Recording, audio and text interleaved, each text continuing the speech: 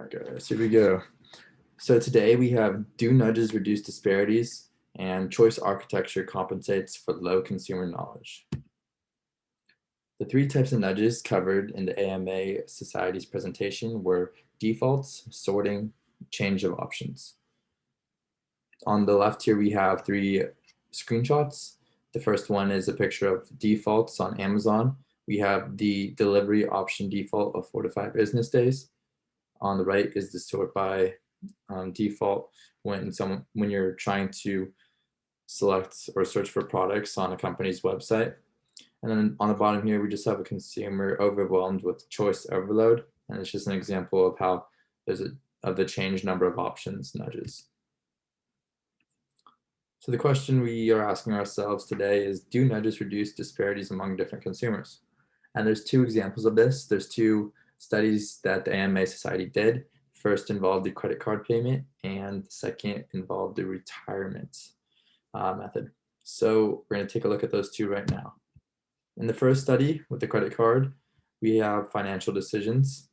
There were 825 participants, 5 consumer financial decisions, 1 default answer choice, and the participants had the choice to pay off credit card in full, half, or choose a minimum payment method.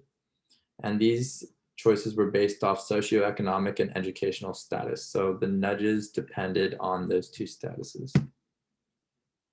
Here were the results of the study. On the right, we have the socioeconomic chart. So as you can see, higher socioeconomic status resulted in a higher good default. There wasn't much variation, and it stuck to pretty much around 75% for the majority of the time, whereas lower socioeconomic people experienced a bad default, and they were much more influenced by the good default. So they went from 25 to 75%. So there's a low numerical ability having a low numerical ability impacted over 4 times as much by defaults, and having a low financial knowledge impacted over 2 times as much by defaults. So in study number 2 with retirement decisions, we had Americans being automatically placed in a retirement home, 753 households. The question they asked was, did you accept the default contribution amount, which was usually around 3 to 6% of each paycheck? And this nudge was based off income status. On the right, we have the 3 incomes broken up: low income, middle income, and high income for the retirement contributions percentage. In the blue, there was an opt-out or default method, and then in the white, we have the opt-in method. As you can see, the low income was much more influenced by the default selection of opting out.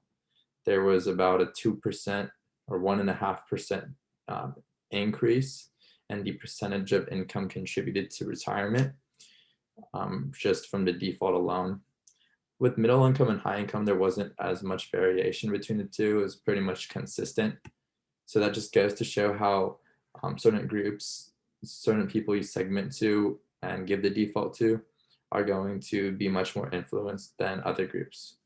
So here, yeah, low income, 59% chose the default, and high income, only 41% chose the default. Other decisions that nudges influenced were retail decisions, COVID-19 health decisions, and environmentally friendly decisions.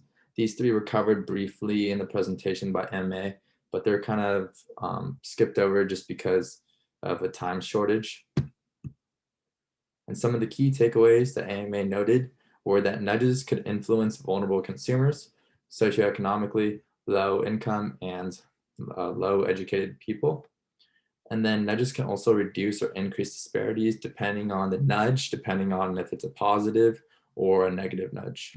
So positive increases and negative nudges decrease. Lastly, we have the marketing and management suggestions made by AMA.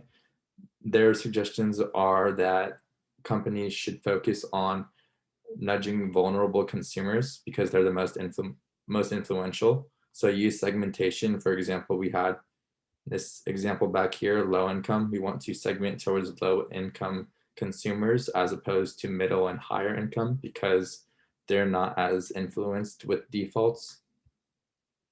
So going back, So yeah, we would just want to nudge in a smart way, and we want to nudge in a way that reduces inequity. So at the end of the day, we want to nudge consumers in a direction that's going to positively benefit them and not harm them.